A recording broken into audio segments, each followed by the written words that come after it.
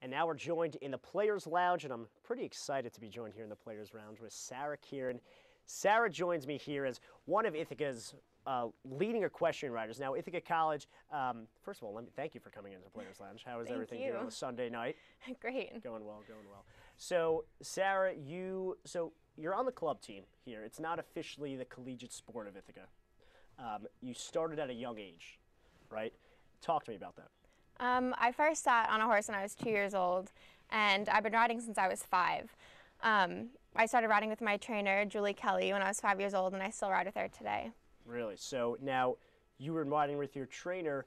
What has that relationship been like? I mean, being a trainer with a horse and having that strong relationship, that's something that, you know, you guys have a special bond there. So she's been like a mother to me. She's a great friend, and I've learned a lot from her over the years, and we've bought and sold a lot of horses together, so very strong relationship. That's awesome. Now, actually, my cousin rides down in Florida, so I know a little bit. I got some sneak peeks, a little bit about what it takes to maintain a horse. But talk to me the procedure. I mean, you've been riding since a young age. You know how it all works. If for someone who's not really a horse rider, they don't realize the big role that it takes every single day, prepping the horse, prepping the stable, and everything like that. What is it like on a daily basis? I've been a working student since I was 12 years old, so I've always been working in the barn, cleaning stalls, helping out in any way that I can. I've been very lucky to ride a ton of horses over the years, so it takes a lot of work, and it's a lot more than people think, but it's great. Now, one of the big things is getting the saddle, of course, on the horse, making sure the horse has good food, of course. How long does it take about? Honestly, it depends. A full day of work at the barn is, starts at 7 o'clock in the morning and goes all the way until you're done. So it's a busy day. Busy day is right. So taking it a little bit to here. Now you're a college student here at Ithaca. We spoke about the past. You transferred to Ithaca College. I did. You're from Connecticut? I'm from Massachusetts. Massachusetts. Mm-hmm. Close enough, a little bit. So what made you transferred into Ithaca? I did. So I was at UMass Dartmouth for 2 years, and I was on their equestrian team. And I've been a music student for the past 2 years, and I transferred here for the music program, which is incredible.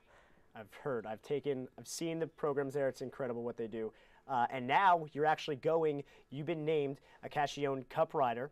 And for those who are not familiar with it, you are not claiming a Cashionne Cup. It's now you're one of the top riders within the IHSA, your conference basically for equestrian, and you automatically will go to compete at nationals. Right. So I ride in the open division, and they take the top scorer from the open flat and the open fences, and we go straight to nationals. So it's the top 38 riders in the country.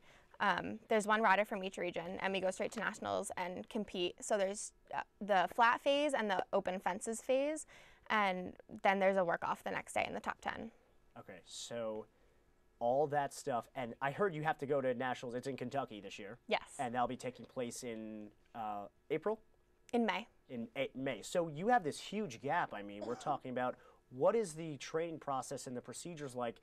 You know, you have this huge gap, a month and a half, almost 2 months. Are you competing every single day, every week, and practicing? So I ride as often as I can. It's tough being a music student because my schedule's really busy.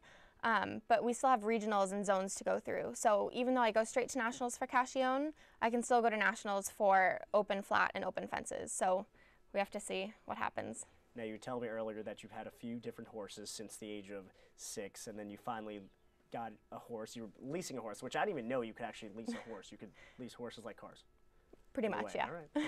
Make sure you could lease some horses out there. So your first horse you had for 2 or 3 years, and you had another horse for 2 or 3 years. But coming to school, what happens with that? Are you given a horse to ride, or? So my last few years as a junior, I was a working student, so I was riding anything and everything I could. And so I didn't have a horse going into school. Mm-hmm. And the IHSA is really special because you basically show up at a horse show and they give you a horse and you get right on and you go. So it really tests the rider's ability to switch between horse to horse. I see you riding there, and some of this footage we have. Now, I once got in on a horse when I was telling you, like, I went to go visit my cousin, but I was not doing anywhere close to what you're doing there. When you're doing these jumps like that, what is it like? I mean, the relationship between a horse and their rider is something special, and you have that trust within the horse. It's something really incredible. That horse was my horse that I used my last 2 years for the equitation. His name was Brody. Brody. And he was very special to me. He was a tough horse to ride, but he had a big heart and he tried. So. How much does Brody weigh? I don't know, maybe 1,000. Jeez, that's a big animal. All right, so before we're going to move on to the sports final minute, we're not going to do that yet. I have a few questions lined up for you. So you're practicing every day. Now there's different zones and areas and regions you were discussing me. So you're really much the top region. You're one of the top riders in this region. Right. So there could be many top riders within the region, and you're one of them. Right. That's how it works. It's zones and then regions. And this is within the same region as Cornell, our sister school, and other universities close by as well. Right. So you're automatically going to Kentucky. Are you excited? I'm really excited. I've been to nationals the past 2 years. My first year was in Harrisburg, which is one of my favorite horse shows growing up. And my last year was actually right in my town, so that was really cool.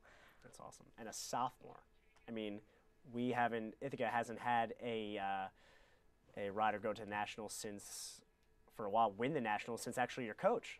Right. Your coach won the nationals, and that interesting fact right there, the coach for Ithaca College Equestrian was the last rider to win nationals, and she went. And right. That's pretty great. Has she been giving you any advice?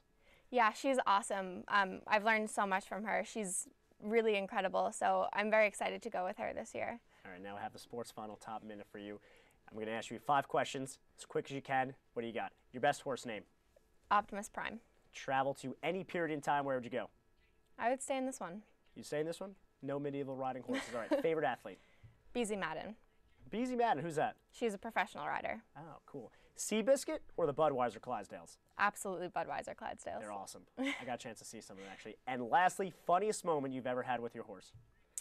I took a very young horse to finals one year, and we were having a great round, and he actually tripped and almost fell down on his knees.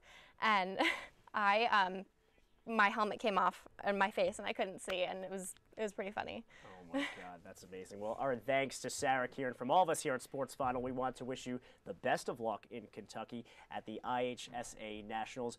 Bring it home.